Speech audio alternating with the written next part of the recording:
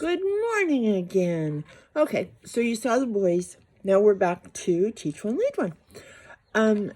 Last week I made you guys, if I don't say so myself, a very cool video about teamwork.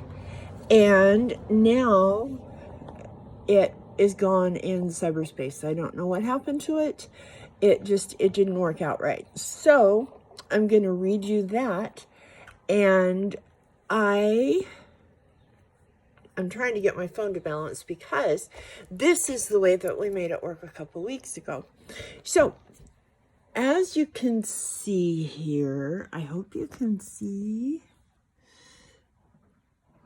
the magnets here. These are fun magnets that I play with frequently, actually. They're just fun. And I keep them in this cool tin. Can you see? And there are actually 3 sizes. So like these are the medium size here. And these are the little bibbies. And then these are the big guys. So how do magnets exemplify teamwork, you may ask? That's a very good question. So we have a string here. And we have, see, last week I had them all in 3 blocks of the different sizes. And then I took them apart and blah, blah, blah. And it was, like I said, it was just cool. It was cool, and it makes me sad that you didn't get to see it. But here we go. So we have a big one and a medium one and some little ones in there. And by themselves, these little guys are not very powerful. Let me show you. See these little tiny baby ones here? Can you see it? It is tiny, tiny. And by itself, it can't do very much.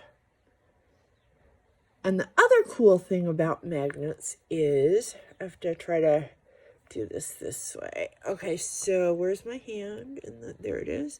Okay, see the little baby magnet there? This is really hard to do. I don't know how Mr. Z does this so well all the time. Okay, so there's our magnet. Oh, we'll put it in here. There. Oh, coolness. Okay, so watch. See, that's going to grab that. But look.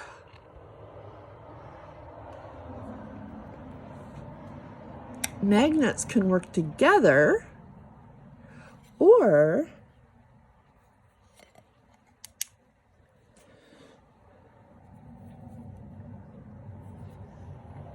okay, same string, same magnet, but it's the other side of the magnet. Watch. See, and that's like right on top of it. Can you see it moving? I can't push those together. It'll jump to the side. See how it circles around? So these guys are using teamwork to stay together.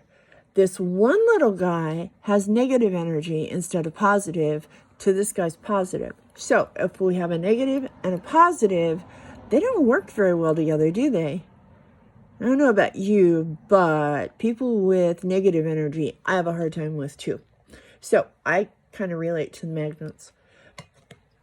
Then we have more little guys, and we're going to try and see if these little guys, whoa, these little baby guys, they're the big boys right there, or girls. Let's see, are they strong enough to pull that off of there? Look at that. Oops, not quite. So we got it to the outside of the lid. Let's see if we can get it off the lid. Whoa. Okay, let's see if we take some of these guys off and just use, see, these guys were helping it stay. even though we were trying to pull it apart, these little tiny guys were, oh, here's another, now we can see really well. See, watch. See how they won't go together? Isn't that awesome? I just love it. I love magnets. I think they're so cool.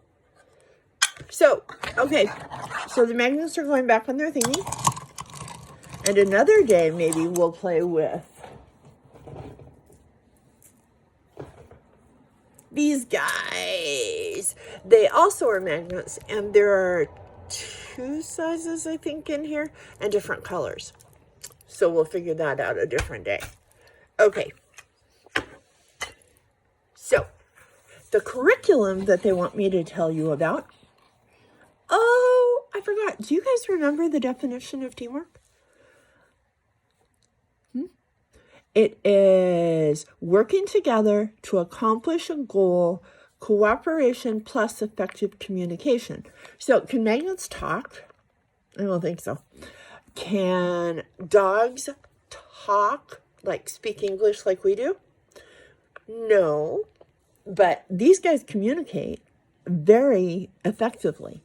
And I think that all animals, like in the wild, they communicate with one another. So communication doesn't have to be a spoken language like we speak. As you can hear, my dog's in the background, they're communicating that they hear a sound that they're not sure about. And it's actually their grandmother getting up for the day. But, which they should know that because she does it every day. So effective communication is good teamwork requires effective communication. We must remember that effective communication goes both ways. It is just as important to listen closely as it is to speak clearly and give good information. Oh, and there they go. Why do you think it's important to work as a team? As we saw with the magnets, even the little teeny tiny ones were very important and strong. But were they strong when they were just a little tiny baby by itself? No. But you put a string of those babies together and they could overpower the big ones, right? So you never let somebody tell you that you can't do or accomplish something because you're young or you're smaller. Within guidelines, safety is always first, and you always obey laws and the rules of your family. That being said, we're talking about goals and dreams and things like that, okay? So, the story this week is about Mike Lindell. As much TV as we're all watching, we've seen the My Pillow commercials 1,000 times. So, Mike Lindell is the owner of My Pillow, a company that has sold over 47 million pillows since 2014. So it's 2020, 2004. So 2020 minus 2004 would be 16 years. 47 million pillows in 16 years. That's a lot of pillows. I bought one for my mom. He also is a man who understands the importance of teamwork. He and his factory of workers have jumped into action to help doctors, nurses, and first responders get the proper protective gear that they need during the COVID-19 pandemic. Mike retooled 75% of his machines in order to make 50,000 protective face masks a week. 50,000 a week. That's impressive. He's working with trucking companies who are transporting to distribute these vital supplies to hospitals and medical offices who are in need of their surplus of masks and other supplies. Effective communication and cooperation are allowing these much needed supplies to get to the medical worker to keep them safe while they help save our lives. Teamwork is helping to make a bad situation better. So, your challenge this week, because you know at Teach One to Lead One, we always challenge you. This week, your challenge is to be a better teammate. For example, you could be a better teammate in your family by offering to help with dinner or working together to feed everyone. There's also a game that you could do with your family. Ask your family members if they'd like to play the game telephone. You write down a simple phrase on a notepad where nobody else can see it, gather in a circle, and you begin by whispering the phrase you wrote down on the pad into the ear of one family member next to you. Now, they must whisper it to the next member in the circle, and it keeps going around the circle. Then, the last person has to say what they heard out loud. Was it the same as what you wrote down? Now it's someone else's turn. What does this say about effective communication? There is this I just love. I've seen the picture here is like on a driveway or a sidewalk, but I've also seen it like on a sliding glass door or on a window. Can you see the picture here? It's two little kids, and they have used, I'm sure with adult help and permission, they've used some masking tape, and they made squares, and then they made triangles in the squares. You could use whatever shape you want to. And then they colored those with chalk, with sidewalk chalk. And so they make these really cool designs. They look kind of like stained glass windows. The ones that I saw on windows, they used the tape, and then they used the markers that are made for glass, or poster paint, you know, some sort of water-based paint that you could wash off. But again, get permission, because you don't want your mother or your grandmother to be upset with you for decorating the windows when you're not supposed to. So this week, I challenge you to be a good teammate, and that might mean cleaning your share of your bedroom without being asked, maybe even helping your younger sibling clean theirs, helping with dinner or a meal, being a good teammate. Let's see.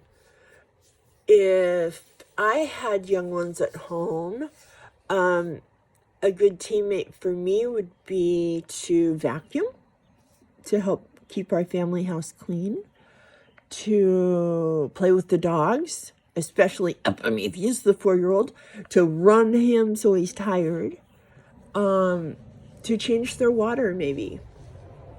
Let's see what else. To plan what's for dinner. Make a menu.